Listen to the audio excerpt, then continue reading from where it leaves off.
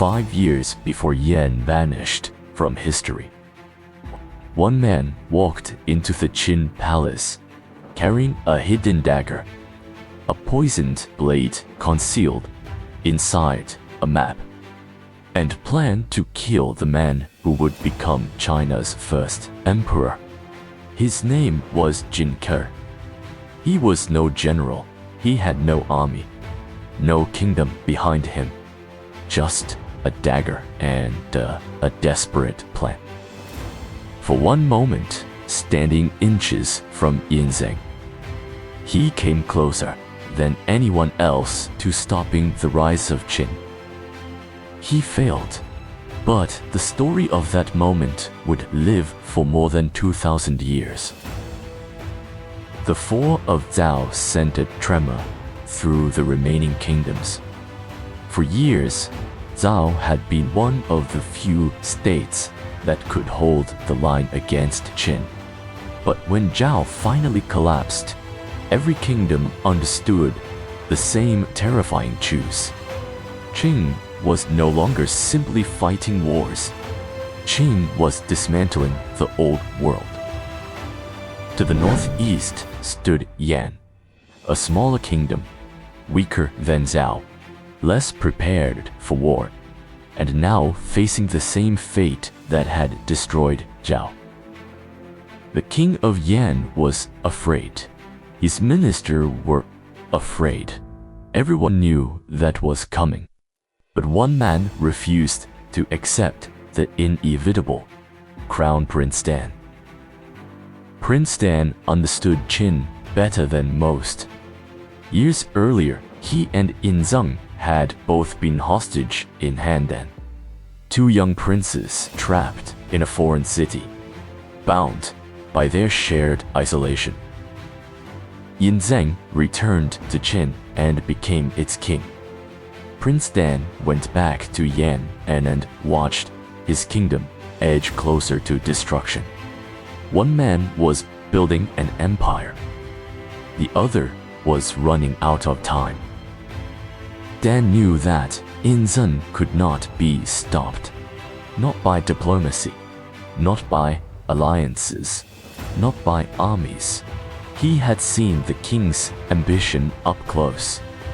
He understood what the other ruler refused to see. Qin would never stop until all of China was under its control. And if Qin's soldiers could not be defeated on battlefield, then Qin's king had to die. He would send an assassin. The man chosen for this impossible mission was Jing Ke. He was no general. He commanded no army. He ruled no territory. He was a wanderer from the state of Wei, a man who had spent years drifting between kingdoms, searching for a ruler who could recognize his worth. But no one ever did. By the time he reached Yan, Jing Ke was a man without a kingdom, without a title, and without a future. Then he met Crown Prince Dan. Dan saw what others had missed.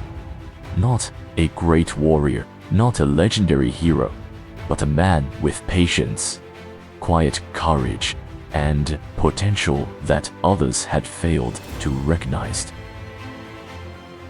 The prince welcomed him. He gave him wealth, respect, and something Jing Ke had rarely received: trust. In a world where men were judged by their victories and titles, being truly seen was a rare gift. When Dan finally shared his plan, Jing Ke did not answer immediately. He understood what this mission truly was. It was not a path to glory. It was a path toward certain death. Reaching Ying Zheng was almost impossible. Cheng's king was protected by the most formidable court in China. No ordinary person could simply walk into his presence. Jing Ke needed a way inside. He needed two things. The first was the head of Fan Yuqi. Fan Yuqi had once been a chief general. After a disastrous defeat, he fled to Yan seeking protection. To Ying Zheng, Fan Yuqi was not just a traitor. He was a man who had escaped the punishment waiting for him. The Qin king offered a great reward for his head. However, Prince Dan refused to hand him over. Fan Yuqi had come to Yan as a desperate man seeking shelter. To betray him would mean breaking the trust of someone who had placed his life in Yan's hand. So, Jing Ke went to Fan Yuqi himself. He found the former general living in exile, a man who had lost his family, his position, and everything he once had. Jing Ke told him, "The Qin king destroyed your life. He destroyed your family, but your death could become the weapon that reaches him." Fan Yuqi remained silent. For years, he had carried only hatred toward Ying Zheng. He wanted revenge, but he had no way to get close to the king who had taken everything from him. Now, Jing Ke offered him one final chance to strike back. Fan Yuqi drew his sword and chose his own death. His head would become Jing Ke's entrance into the Qin court. The second thing Jing Ke needed was a map of Dukong, a fertile and valuable region of Yan. To Qin, it would appear as an offering of surrender. But hidden inside the road map was a poisoned dagger, a weapon that could change the fate of China. Before leaving Yan, Jing Ke and his companions, including a young warrior named Qin Wuyang, traveled to the Yi River. Everyone understood what this journey meant. They were not sending a warrior toward victory. They were sending a man toward death. A musician named Gong Jianli, Jing Ke's closest friend, played a farewell song. Jing Ke raised his wine cup and sang, "The wind blows cold, the waters of Yi freeze. A brave man departs, never to return." His voice was not beautiful. It was the song of a man who had already accepted his fate. Those who heard it were moved to tears, not because the song was sad, but because they knew it is his final farewell. For more than 2,000 years, this moment has echoed through Chinese history and literature. 15 words, sang on a frozen riverbank, became one of the most famous verses in Chinese history, a symbol of courage, sacrifice, and the quiet dignity of a man walking toward certain death. Jing Ke finished his wine, entered the carriage, and continued south toward Qin. He never looked back. Jing Ke did not enter Qin alone. Beside him was Qin Wuyang, the young warrior chosen by Prince Dan as his companion. According to some accounts, Qin Wuyang had already killed a man by the time he was 13. But courage in the street of Yan was one thing. courage before the ruler of Qin was another. When Qin Wuyang entered the Qin court, he saw a world unlike anything he had known. Rows of armored guards, weapons carried by every soldier. A hall built to display the power of a kingdom that had crushed one enemy after another. And at the center of it all sat Ying Zheng, the king who was reshaping China. For a moment, Qin Wuyang froze. His face changed. His hands and body began to shake. The officials noticed immediately. The mission was close to collapsing before the dagger was even revealed. But Jing Ke remained calm. He stepped forward and laughed. "Please forgive my companion, Your Majesty. He comes from the northern frontier and has never witnessed the greatness of Qin's court." The danger passed, but Ying Zheng did not relax. He watched Jing Ke carefully. The head of Fan Yuqi was presented. Then came the map of Dukong. To everyone in the hall, it was a symbol of Yan's surrender. But hidden inside that map was death. Slowly, inch by inch, Jing Ke began to unroll the map. The rivers of Yan appeared, the cities, the land Qin would soon control. Every inch of the map brought him closer to the king, closer to the moment that would decide the fate of China. The final section opened. Jing Ke's finger touched cold metal, and the dagger appeared. For Yan, Jing Ke launched forward.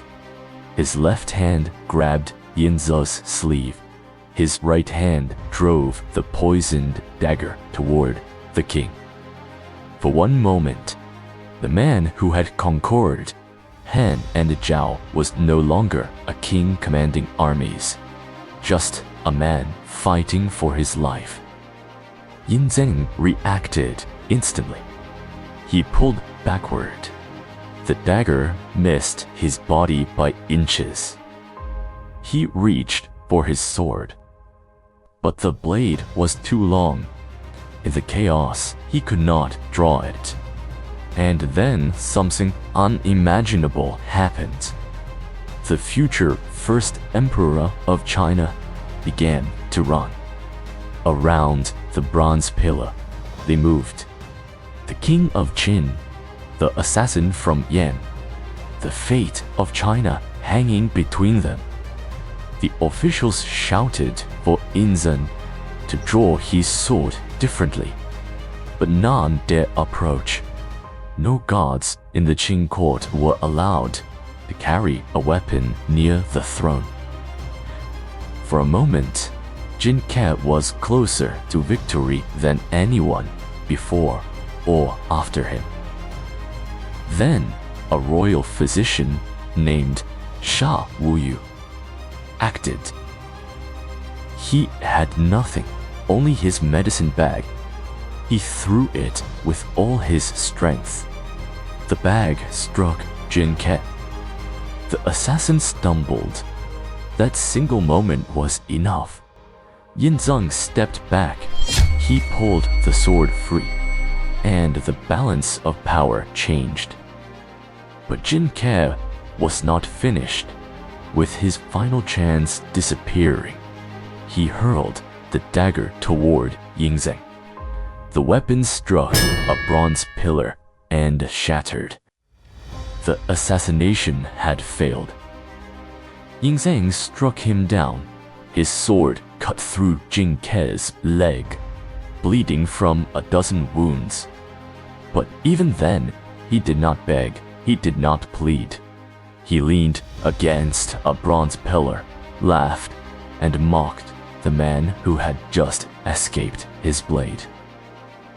According to tradition, Jing Ke laughed and explained his true plan. He had not intended to kill Ying Zheng immediately. He wanted to capture him alive.